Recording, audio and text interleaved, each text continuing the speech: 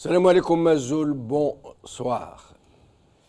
Rétro Info, donc comme chaque samedi, et les sujets de cette semaine tourneront autour donc du 5e anniversaire d'Al Magharibiya.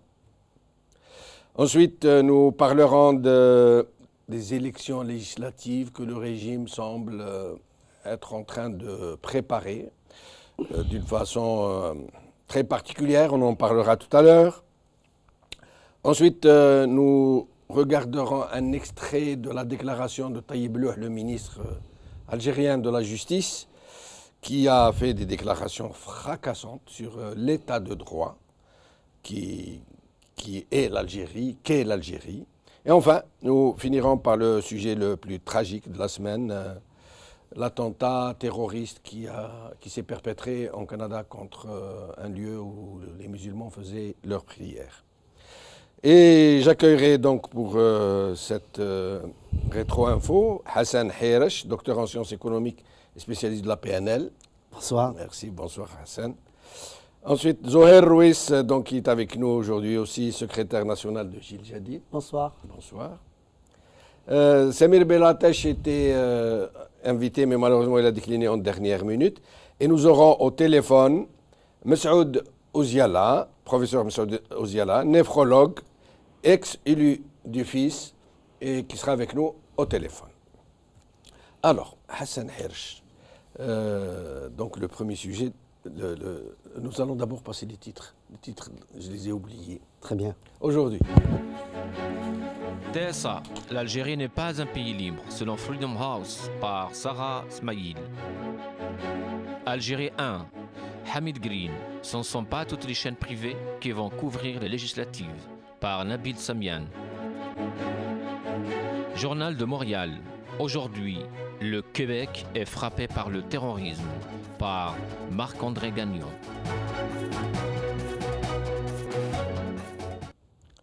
Hassan Hirsch, le Magharibiya a fêté, a soufflé, comme on dit, sa 5e bougie.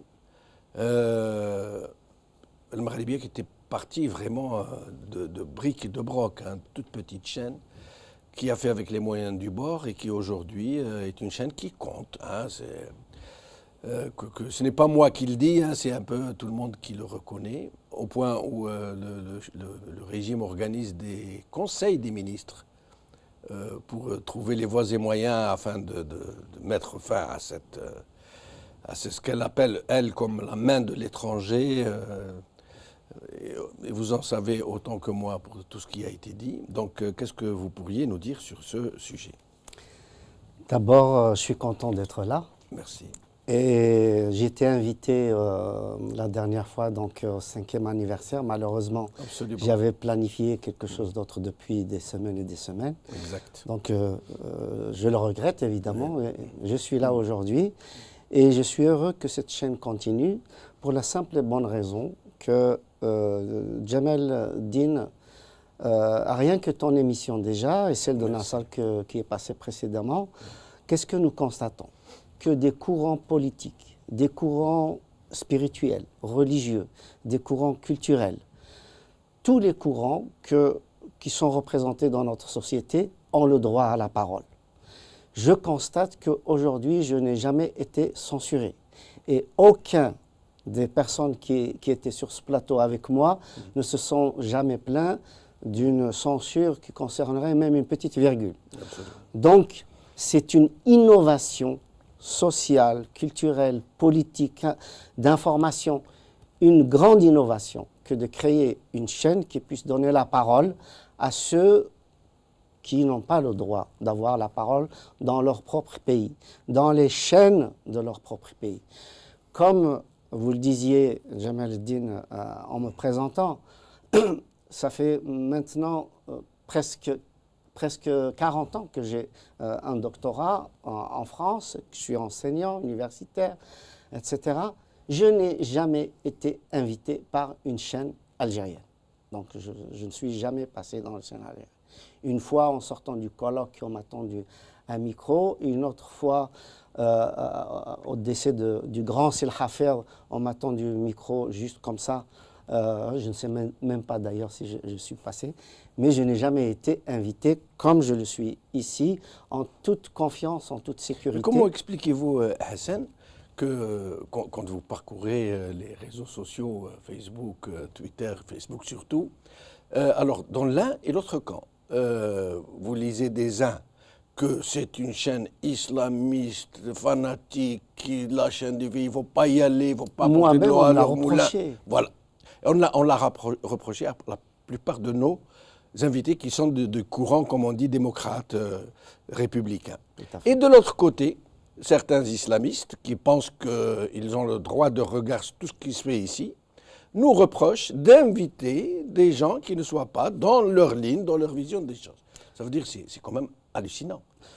Oui et non, Jamal Din. Vous connaissez autant que moi la société algérienne. Elle est malheureusement victime de tout un système uniciste, la pensée unique, le principe de qui n'est pas avec moi et contre moi, le fait qu'on est un peu dans la politique infantile, c'est-à-dire rejeter l'autre parce que précisément il ne partage pas mes opinions, etc.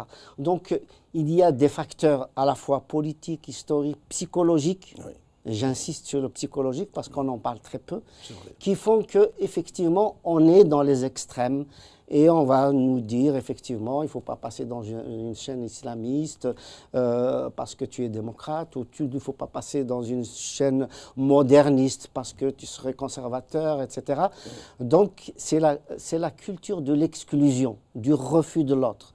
Or, précisément, une émission comme celle-là est une émission où il est possible de réfléchir ensemble, de s'écouter, de se parler et de partager un certain nombre de points de vue, comme de constater nos divergences. Absolument.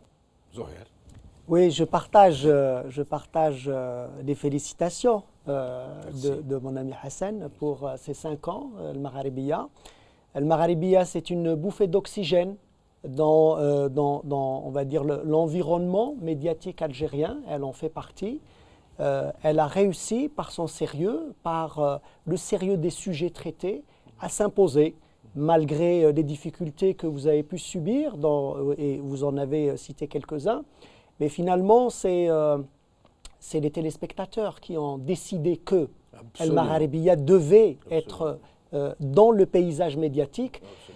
Alors oui, elle dérange de ce point de vue-là, mais comme d'autres aussi dérangent, d'autres chaînes libres et d'autres journaux et d'autres penseurs libres dérangent, et parce que ça ne va pas dans le sens d'un régime autocratique qui ne respecte pas, bien sûr, les opinions divergentes, l'opinion de l'autre, parce qu'il ne reconnaît pas l'autre, tout simplement, et il ne le veut pas. Parce que l'autre lui conteste finalement son opinion, sa place, et veut lui imposer des règles démocratiques, que ce soit pour qu'il y ait des médias libres, indépendants, ou que ce soit pour installer des femmes et des hommes dans les assemblées élues. Donc voilà, c'est pour cette raison-là, mais en tout cas, vous avez la confiance au minimum des téléspectateurs, et je sais qu'ils sont nombreux. Vous ouvrez, ça vient d'être dit, vous ouvrez le micro à toutes les tendances. Et c'est cela le plus important.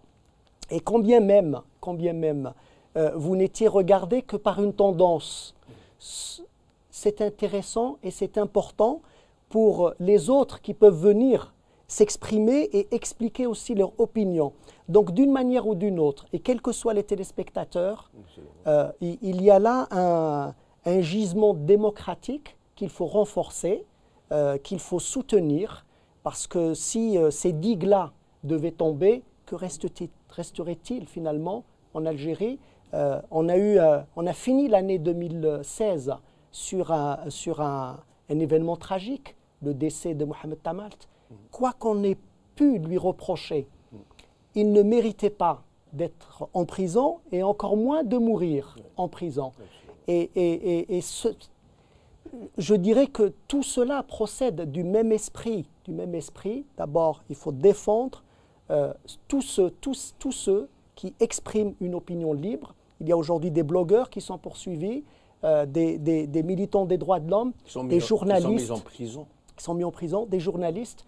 Comment ne pas défendre une chaîne libre et des journalistes qui invitent des opinions différentes pour pouvoir exprimer et faire avancer, comme l'a dit Hassan Hirsch, faire avancer le débat, parce que c'est cela aussi l'enjeu, c'est discuter ensemble pour avancer ensemble.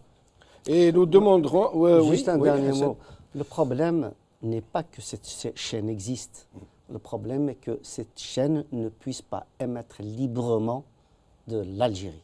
C'est ça le véritable scandale, c'est celui-là.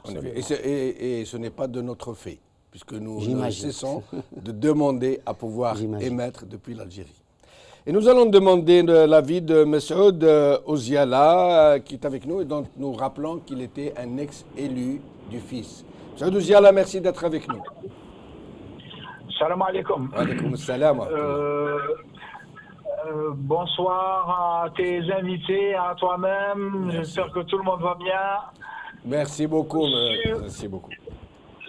Sur ce sujet, il est vraiment extraordinaire d'entendre des responsables du pays, et je parle de Ouyahia, qui parle de cette chaîne comme étant un ennemi. À l'occasion de cet anniversaire, moi je suis extrêmement heureux de voir cette chaîne vivre, tout comme la deuxième chaîne qu'il ne faut pas oublier qui fête sa 3e année. Et ça, c'est vraiment 2 bouffées d'oxygène pour le peuple algérien. Lorsque on déclare que quelqu'un est un ennemi, ça veut dire qu'il nous veut du mal. Ça veut dire qu'il nous fait la guerre. Ça veut dire qu'il veut notre destruction. Alors que nous, quand on occupe, comme l'ont dit tes invités, l'on écoute les gens parler. Les gens parlent de tout, de tous les sujets qui touchent l'Algérie. Et bien sûr, si on veut faire avancer ce pays, bien sûr qu'il faut parler des choses qui ont été faites, mais il faut aussi parler des choses qui ne sont pas faites et qui ne sont pas bien. Alors si lorsqu'on parle de ces choses-là pour faire avancer les choses, ceux qui parlent sont des ennemis ou la chaîne est un ennemi, eh bien c'est le monde complètement à l'envers.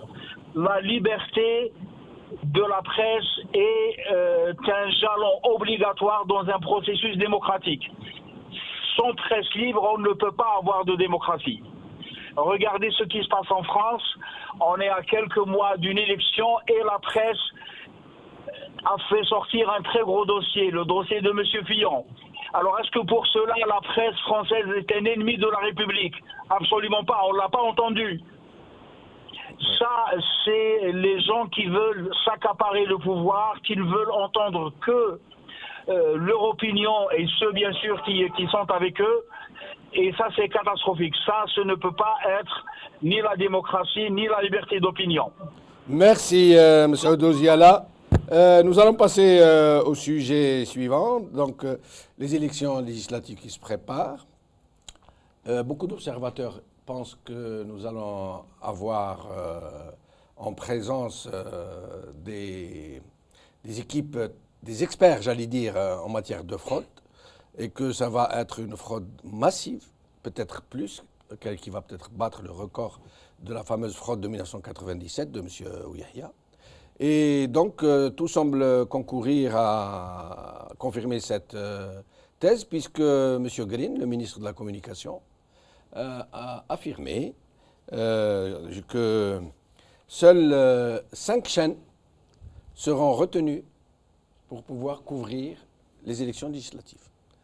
Alors que nous savons tous qu'il y a une 50aine de chaînes au moins, certains parlent de 55 ou de 56 chaînes, qui activent, dont la plupart activent sans aucune forme de légalité, mais qui sont tolérées tant qu'elles restent dans un cadre. Et les 5 chaînes qui sont retenues, alors tenez-vous bien, Ouyahia nous dit, nous n'allons tout de même pas accorder des autorisations de couverture à des chaînes qui sont de droit étranger. Alors que ces 5 chaînes sont des chaînes de droit étranger. Il n'y a pas de chaîne étrangère parmi elles. C'est vous dire le culot. Hein, et donc, qu'est-ce que vous pourriez penser d'une telle attitude? Qu'est-ce que ça veut dire? Je pense que ça s'inscrit malheureusement dans tout le processus systémique qui a été mis en place depuis l'indépendance, à savoir que le régime en place, avec tous les gouvernements successifs, quelle que soit la personne qui l'incarne, eh ben, ce processus systémique veut effectivement par tous les moyens bâillonner la parole du peuple. Il veut absolument que les représentants du peuple ne soient pas ceux que ce peuple-là désigne, mais un bricolage entre ceux qui seraient désignés plus ou moins librement et ceux qui seraient effectivement, grâce à la fraude, mis sur scène et qui vont applaudir et qui vont voter et qui vont lever la main à chaque fois que l'exécutif passera un dossier au sein de l'Assemblée nationale. Donc le problème est un problème de démocratie, tout simplement. C'est-à-dire que cette démocratie, elle n'est pas encore mise en place, ni au niveau local, ni au niveau régional, ni au niveau national. Ce n'est pas ce que dit M. Louh que nous verrons tout à l'heure. Hein. On en reparlera effectivement. Donc, à quoi nous assistons aujourd'hui? Nous assistons à une situation extrêmement difficile pour les partis politiques. Je crois qu'il ne faut pas jeter la pierre sur ceux qui, malheureusement, payent cette politique-là. Du gouvernement algérien, de l'État algérien, du système algérien.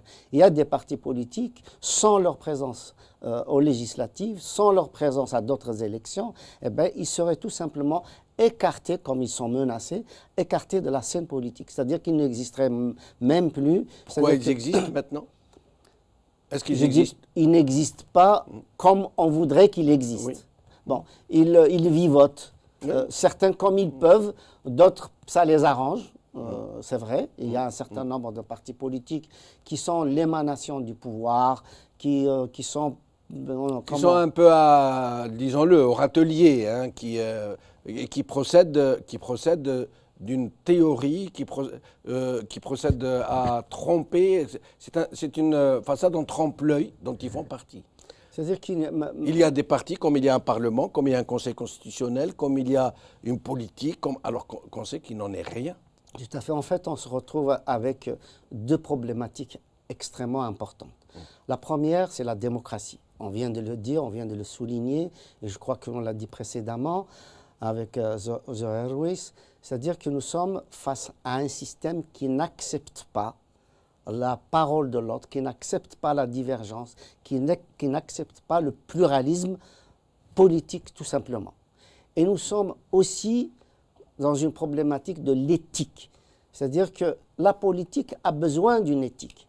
C'est quoi? C'est-à-dire qu'il y a une morale universelle qui fait qu'on ne peut pas, parce qu'on a des intérêts mercantilistes, parce qu'on a des intérêts marchands, des intérêts argentiers, accepter tout ce qui vient du pouvoir parce que nous sommes là pour grignoter et pour renforcer la politique et la culture du consumérisme encouragée de jour en jour par les pouvoirs en place. Depuis particulièrement le régime de Boumedienne avec son homme de main Zgar qui en sait les frasques dont il a été capable, etc. Et c'est cette mentalité-là qui a fait qu'aujourd'hui, il n'y a plus de morale. C'est-à-dire qu'on ne se présente plus pour défendre les intérêts supérieurs de la population, du peuple algérien, du pays, etc. Mais on se présente effectivement pour régler un certain nombre de problèmes personnels, un certain nombre de problèmes de ses proches, etc. pour survivre économiquement, financièrement, mais pas politiquement. Là vous parlez des élections, de l'entrisme en quelque sorte, comment se placer. Mais moi, encore une fois, j'insiste là-dessus, oui. Je ne jette pas la pierre sur l'ensemble des hommes politiques ou des femmes politiques. Il n'en est pas question de jeter la pierre à qui que ce soit, c'est juste qu'on veut comprendre. Très bien. Zohar Rouis, quand Engelin, après un conseil des ministres dédié à Al-Maghrébia, il vient et il dit « Nous allons tout faire pour faire fermer cette chaîne à l'international. Nous allons demander au pays qui l'héberge de la fermer. » Et quand, dans le même temps, il dit nous allons interdire à toutes les chaînes, alors qu'elles sont contrôlables, elles sont sous contrôle. Elles ne sortent jamais du cadre. Les deux seules qui sont sorties du cadre ont été fermées tout aussitôt. Oui. Et on les a invitées à les se plaindre. Et quand elles sont allées se plaindre, le juge leur a dit « Quoi, vous vous plaignez, mais pourquoi? Vous n'existez pas. Vous avez de la chance si on ne vous poursuit pas, vous. » Alors, donc, quand on veut fermer le Maghrébia, à l'approche des élections législatives, quand on veut interdire à toutes les chaînes de s'exprimer sur la question et de couvrir les événements à l'approche des élections, et qu'on ne désigne que 5, est-ce que ce n'est pas préparer une fraude parce qu'ils savent d'ores et déjà qu'il va y avoir une très forte abstention, pour ne pas dire un boycott massif. Vous, dans le parti, justement, appelle au boycott. Oui.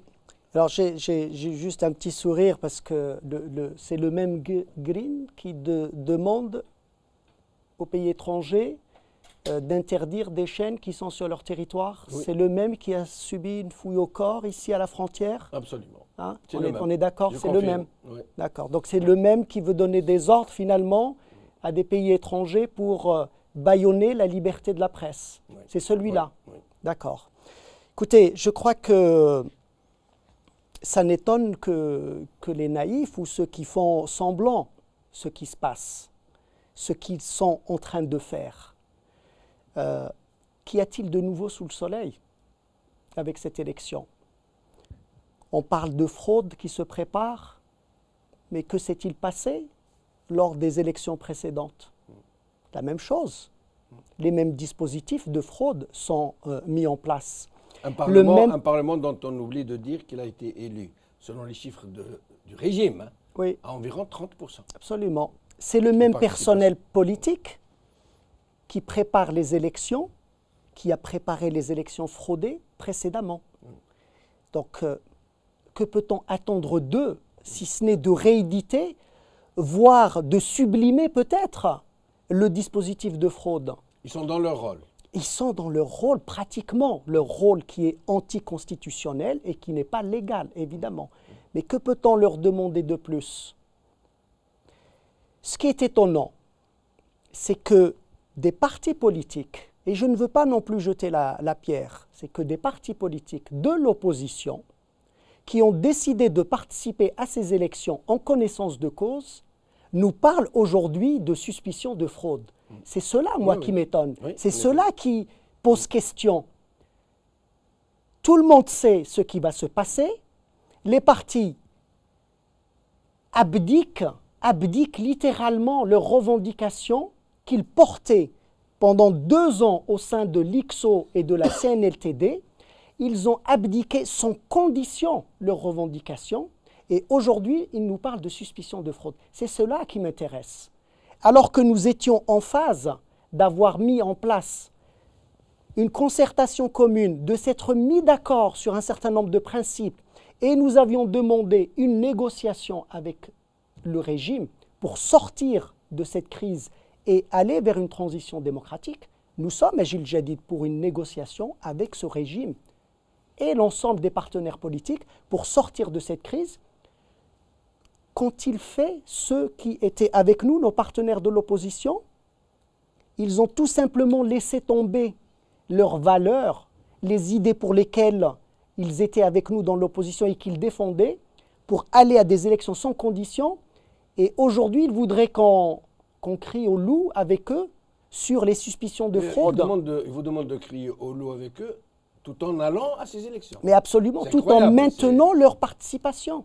Mais à part vous qui appelez à un boycott franc et direct, vous êtes seul finalement. Même le parti Tala El Hurriyet, d'une certaine manière, c'est très ambigu ce qu'il a annoncé, puisque moi j'ai posé la question à sa représentante, ou une de ses représentants, elle m'a répondu que non, que ce n'était pas un boycott, que c'était un Adam el-Musharaka, une absence de participation. C'est une non-participation. Une non-participation. Écoutez, en tout cas, on ne se sent pas seul.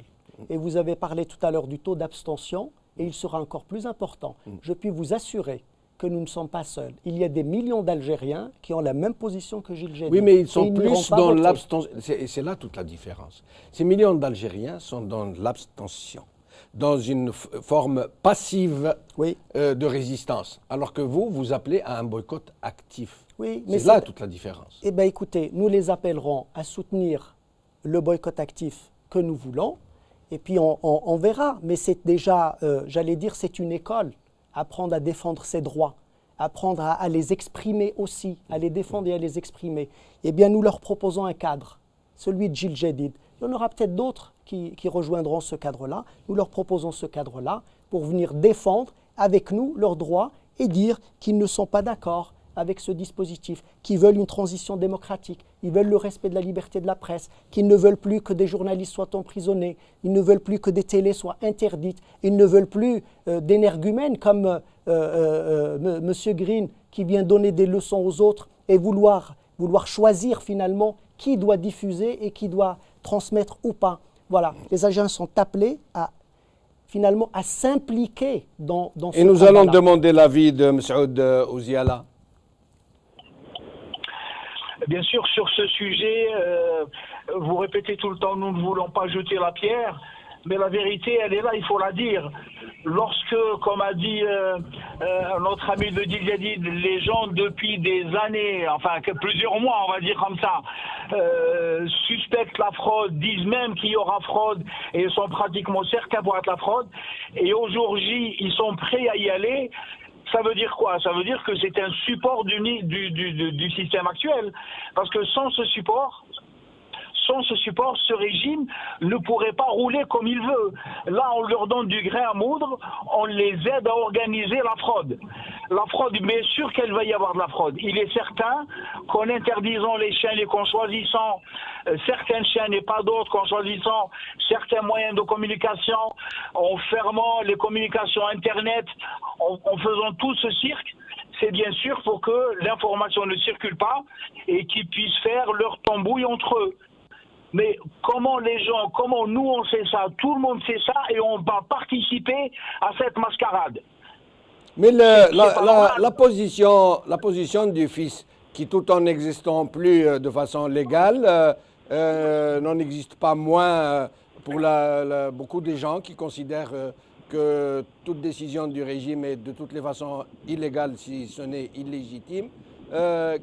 Vous n'avez rien exprimé sur la question? Ah bien sûr que si, il y a eu un communiqué qui est sorti sur la participation aux élections législatives. Ah, d'accord. Alors, on est absolument contre toute participation à ces élections. Dans tous les pays qui se respectent, lorsqu'il y a des élections législatives, les gens sont heureux d'aller désigner le représentant. Pourquoi? Parce que le député, il est là bien sûr pour mettre en route des lois, pour faire passer le message de la population vers l'exécutif et surtout aussi pour contrôler l'exécutif. Et tout ceci n'existe pas du tout en Algérie. Monsieur Ouziala, si moi, journaliste, je n'ai pas entendu parler de ce communiqué, vous en avez entendu parler? Pas à ma Hassan. connaissance. Non. Voilà, donc deux politiciens qui sont là, ou du moins deux acteurs de la société civile qui disent ne pas en avoir entendu parler, moi non plus comme journaliste. Donc vous ne l'avez pas exprimé très fort, vous avez dû le chuchoter, ce communiqué. Ah, moi, je sais qu'il a été publié et je peux vous dire que ce qui arrive aux membres du FIS actuel qui sont en Algérie, vous comprenez très bien pourquoi le régime ne veut pas que les gens parlent, que les gens bougent, que les gens aillent faire passer le message justement d'un boycott qui est l'équivalent d'un boycott actif. Vous ne le savez peut-être pas, mais on ne parle pas uniquement de Cheikh Ali Belhadj avec toutes les misères qu'il subit par ce régime, mais il y a beaucoup d'autres gens aussi qui sont absolument confinés dans leur village, confinés dans leur wilaya, qui ne doivent pas sortir pour ne pas aller parler des législatives et de la politique en général de ce pays. Et nous allons donc arriver tout naturellement, vous m'amenez à une transition. Je recherchais, oui. Peut-être un dernier mot, parce que des législatives dans un pays comme l'Algérie, c'est quand même une vision globale. C'est-à-dire quand on voit ce qui se passe dans le reste du monde, avec l'intervention des pays européens, américains, notamment États-Unis, Canada, ce que l'on appelle la communauté internationale, qui aujourd'hui dénonce, je ne sais pas si ça marche toujours mon micro, Oui. ont dénoncé ce qui se passe dans un certain nombre de pays africains, dans un certain nombre de pays asiatiques. Notamment, il y a 2 ou 3 jours, l'Europe a dénoncé la fraude électorale qui s'est passée au Gabon. Oui. Bon, elle l'a fait a posteriori, même si le jour même, elle avait effectivement émis un certain nombre de doutes. Oui. Mais pour l'Algérie, il faut le faire aujourd'hui.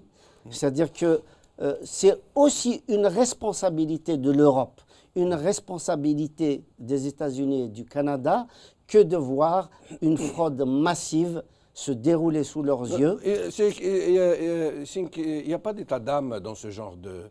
Les gens réagiront, Hassan Hirsch.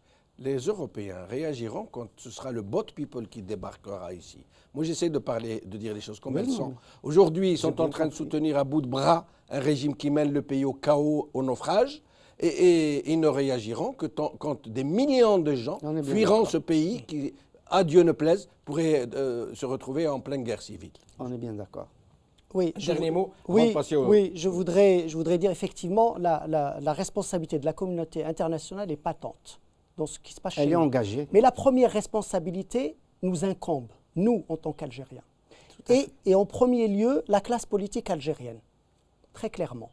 Et tout à l'heure, Hassan Hirsch a eu raison de parler d'éthique et de morale.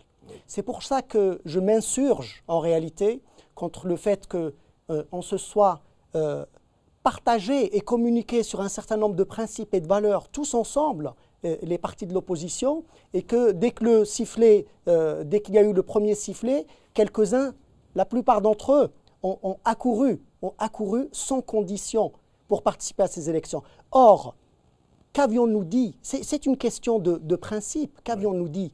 Nous avions demandé tous ensemble une commission indépendante de préparation des élections. Qu'avons-nous obtenu?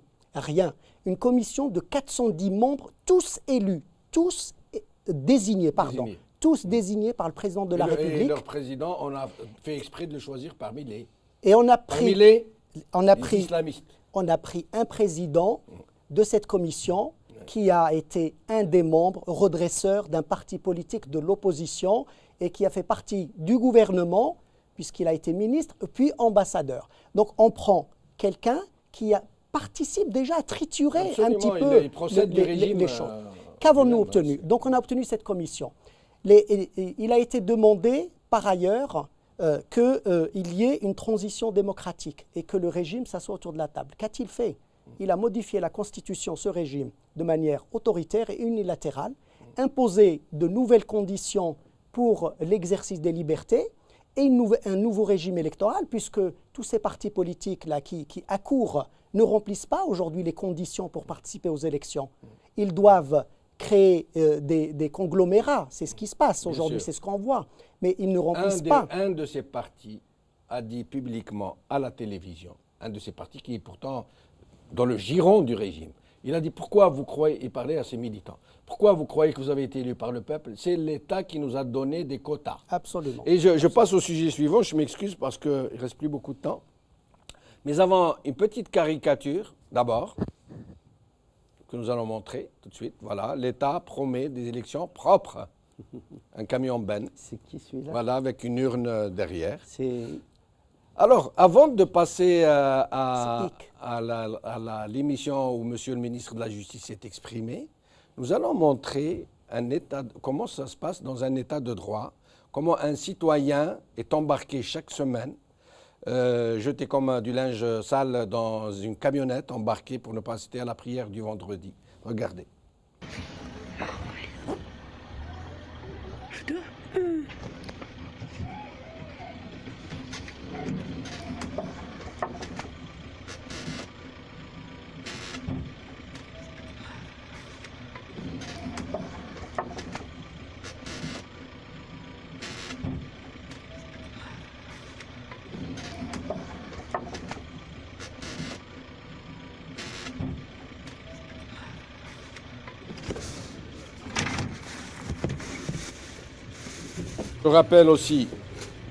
Je rappelle aussi que Bouteflika, ça c'est un article de TSA, Bouteflika ordonne de mettre fin aux activités d'Ali Belhaj et de lui interdire de quitter Alger. Je vous dis tout ça parce que vous allez entendre le ministre de la Justice. C'est Ahmed Douyahia, directeur du cabinet de la présidence, qui a transmis au chef de la police et de la gendarmerie nationale une instruction écrite, bien sûr écrite, du président Bouteflika, leur demandant de mettre fin aux activités de l'ex numéro 2 du fils d'Issou. Et l'instruction leur demandait également de lui interdire de quitter le territoire de la wilaya d'Alger. Ajoute le journal, etc. Alors, je je vous demande de retenir qu'il n'y a pas eu une décision de justice, mais que c'est le président qui a ordonné à son chef de cabinet, qui a ordonné, président qui aurait ordonné, qui a ordonné à la police, à la gendarmerie, etc. Et nous allons regarder ce que nous dit le ministre de la Justice. عميقة جدا، إصلاحات جد عميقة وذات صلة بحقوق الإنسان وحريات وحقوق المواطنين والمتقاضين على الخصوص. المنع الإداري، المنع من التراب الوطني، هل انتهى فعليا اليوم؟ انتهى الأمر الإداري. دخلنا الإجراء المتعلق بحماية حرية الناس، أنه لا يجوز إطلاقا منع الشخص من مغادرة التراب الوطني أو تقييد حريته في مكان معين إلا بأمر قضائي. نعم. والدستور الجديد في التعديلات الأخيرة، إصلاحات فخامة رئيس الجمهورية، أكد على ذلك، أن تكون الأحكام والقرارات والأوامر معللة، وأنه لا يجوز أن منع أي شخص من مغادرة التراب الوطني أو تقييد حريته في مكان معين أو حصرها إلا بأمر قضائي. هذا تقدم كبير فعلا بالنسبة لحقوق، حماية حقوق وحريات الناس. أعطيك مثال. نعم. لأنه الأمر يتجاهل لا يتكلم. الآن في دولة متقدمة نتيجة الظروف يجوز لوزير الداخلية أن يقيد حرية الناس إداريا، فعلا. ويجوز أن يمنع أي شخص للاشتباه، هكذا الاشتباه كما يحلو له فعلا. أن يخرج من التراب الوطني، يقيد حريته. بينما نحن أدخلنا ذلك في إجراءاتنا وفي منظومتنا القانونية. إذا نحن نتقدم شيئا فشيئا. نعم. وكما يقال بالعامية، برزانة تنباع الصوف. بالضبط. Barzana Temba, sauf. C'est sidérant ce qu'il a dit. Alors il a dit que personne ne peut être interdit de quitter le territoire national, que personne ne peut être retenu malgré lui dans un endroit, ça veut dire détenu, dans un quelconque endroit sans décision de justice, qu'aucune restriction des libertés ne peut être prononcée sans une ordonnance, une décision ou un arrêt de justice. Or, vous avez entendu Bouteflika qui demande de ne pas laisser bouger Belhaj. Saleh Debbouz, président de la Ligue algérienne de défense des droits de l'homme, qui nous a appris hier que Tahar Belabbès, activiste pour les droits des chômeurs de Ouergla, je crois, il y a quelques semaines seulement, on lui a interdit de quitter le territoire national, sans lui notifier une quelconque décision de justice, sans même lui dire pourquoi. À Gherdaya, il y a un état d'urgence qui ne se dit pas, qui n'a apparu ni sur le journal officiel, ni notifié à la population. Alors que, attendez que je m'y retrouve, que M. Farouk Samteni, qui est président d'un organisme des droits de l'homme inféodé au régime, a déclaré ceci. L'état d'urgence a été décrété, il a dit, hein, pour Gherdaya, l'état d'urgence a été décrété, ça veut dire qu'il y a un décret qui est signé, mais non déclaré. Ça veut dire quoi? On ne sait pas. En tout cas, dans le journal officiel, on a cherché, il n'y a pas. Et Ali Belhaj, vous avez vu comment... Alors, à votre avis, j'aimerais que vous alliez un peu vite pour que nous puissions voir les deux sujets. C'est une situation extrêmement grave. Je veux dire que c'est indigne d'un peuple qui s'est battu pour se libérer du joug colonial, d'un peuple qui a tout sacrifié pour se libérer et qui a libéré le pays, mais qui a vu la société assujettie par ceux-là qui aujourd'hui donnent des leçons et que pratiquement, qu'est-ce qu'on constate? Effectivement, dans le Mzab, c'est un état d'exception, même si effectivement la loi ne l'a pas prescrit, la loi ne l'a pas dit, etc. C'est un état d'exception. Plus de 15 mois de préventive pour des militants des droits de l'homme, pour des militants de leur langue, de leur culture, de leur histoire, etc. Des Mzab qui, dans les commerces, dans les maisons, ont été saccagés, pillés, etc., au vu, au su des autorités. Pas seulement et un citoyen qui a filmé la scène Absolument. des policiers en train de piller un magasin, c'est lui qui est allé en prison. Absolument. Peine de prison ferme. Absolument. Le docteur Kemal Dinfkhar et un certain nombre de ses compagnons sont en train de mourir en prison. dans les Grève de geôles la du faim. pouvoir, dans des geôles moyenâgeuses. Et on les maintient en préventive alors que c'est interdit complètement par la Constitution. Tous les vendredis, comme ça vient d'être dit, même si je ne maîtrise pas exactement la situation, Ali Belhaj donc est empêché de parler. Et tous les samedis, les militants du MAC sont embarqués de la même manière et empêchés de parler et sont interpellés pendant des heures, parfois des jours, etc. Donc nous assistons effectivement à une espèce d'état d'exception où le citoyen algérien ne peut pas s'exprimer, ne peut pas marquer sa différence, ne peut pas vivre sa citoyenneté d'Algérien. Alors que le ministre de la Justice dit le contraire. Alors Je passe à Zohar Louis parce qu'il reste... Il dit le contraire dans une langue de bois. De bois, juste absolument, là. ouais. Moi, en tant que PNListe, qu'est-ce que je constate? Je constate une absence de congruence entre son visage qui est fermé et puis les libertés dont il parle. Oui. Cette contradiction d'un visage fermé et des libertés qui devraient ouvrir son sourire, ouvrir son visage, où il devrait être épanoui, Absolument. cette contradiction-là signifie tout simplement que tout ce qu'il dit, c'est une récitation.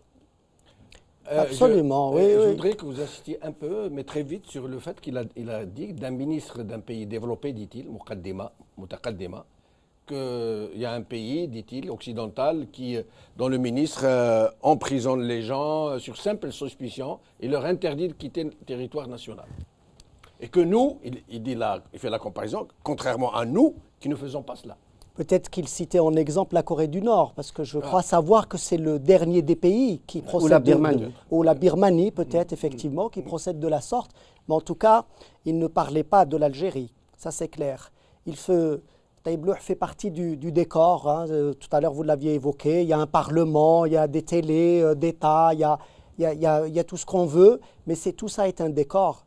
La réalité est tout autre. Et ce qu'on voit à travers ce que vous avez présenté, ce qui a été dit là, c'est que finalement, tous les pans de la société sont touchés par les discriminations, par l'absence de liberté, par l'absence de libre expression.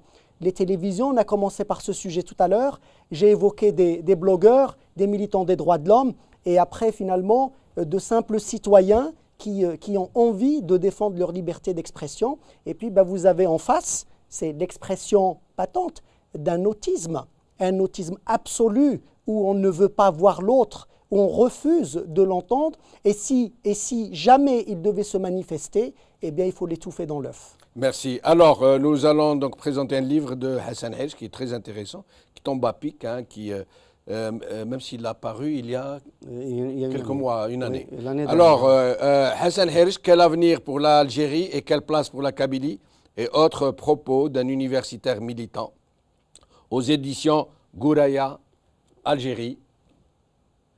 Et nous allons passer à la question. D'abord, M. Ouziala, pour nous dire son avis sur ce qu'a déclaré le ministre de la Justice. Ce ministre de la Justice, comme l'ont dit les invités, c'est vraiment c'est du n'importe quoi. Les gens qui se respectent sont beaucoup plus sérieux que ça. Ils parlent sérieusement et ça, c'est tout simplement du mensonge. Le peuple, en tous les cas, il sait parce que nous avons tous les réseaux sociaux, les gens voient ce qui se passe exactement. Et quand on entend un ministre comme ça, c'est vraiment loufoque. Ça fait très mal au cœur. On est tous vraiment abasourdis d'entendre des paroles comme ça, mais c'est malheureusement la vérité. Et c'est pour cela qu'il ne faut jamais être complice avec ces gens-là. Il faut les dénoncer tout le temps. Et ce que fait El Magharibiya, c'est très bien, parce que ça, c'est la vérité. Nous, on ne peut pas assister à ce genre de palabres, de mensonges.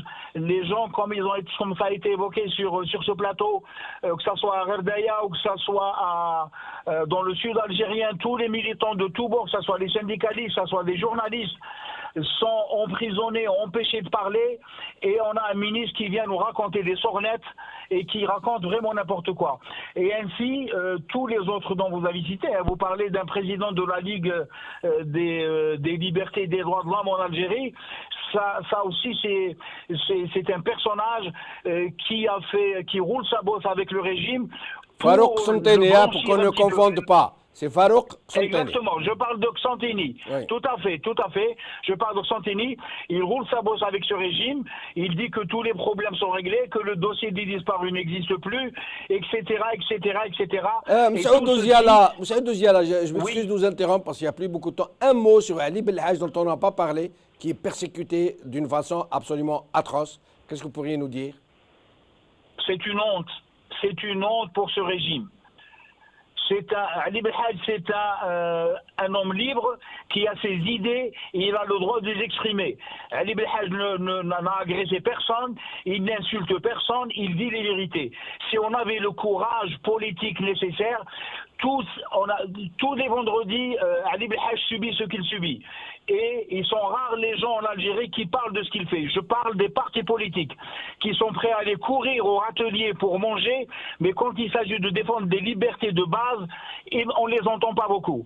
C'est pareil pour ce qui arrive à notre un journaliste a écrit tout à l'heure, que je ne nommerai pas, un journaliste a écrit sur sa page Facebook: Ali Belhaj n'est pas un activiste, c'est un terroriste en liberté. Mais restez avec nous, M.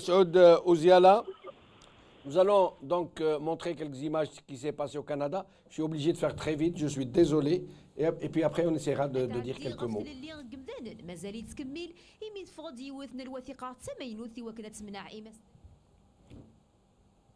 Quelques images sur le Canada. Alors, c'est un député qui est en train de parler. De chez moi.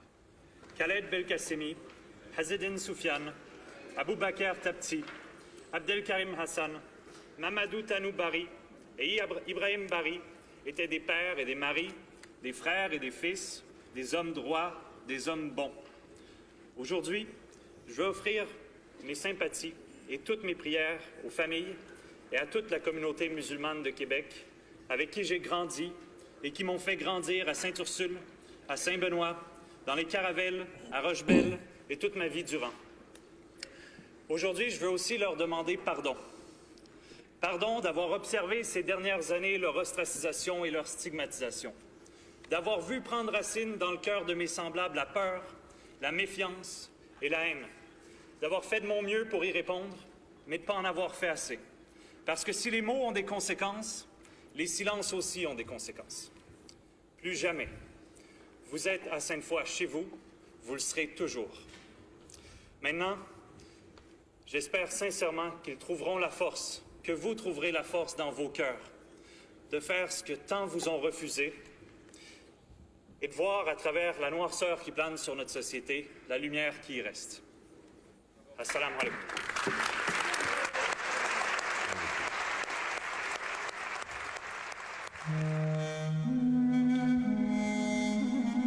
On enchaîne, c'est un deuxième extrait que nous vous montrons de l'hommage qui a été rendu aux musulmans assassinés à Québec.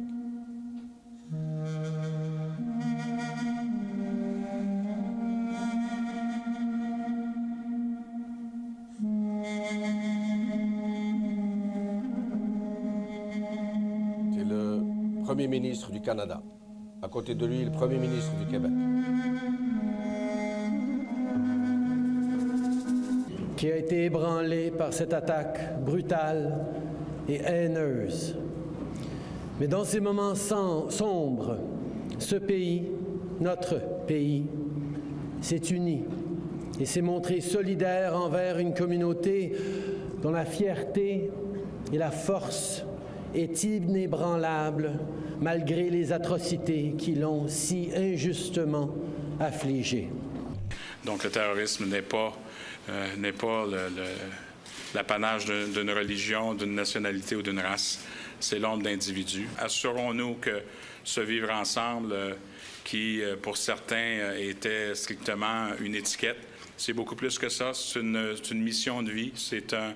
C'est des valeurs intrinsèques d'ouverture et de vigilance pour qu'on puisse tous et toutes cohabiter au sein d'une même communauté. Alors, mes chers amis, vous voyez, il nous reste 2 minutes. 2 minutes et nous allons être coupés. Alors, je vais vous demander quelque chose. C'est vraiment 30 secondes chacun.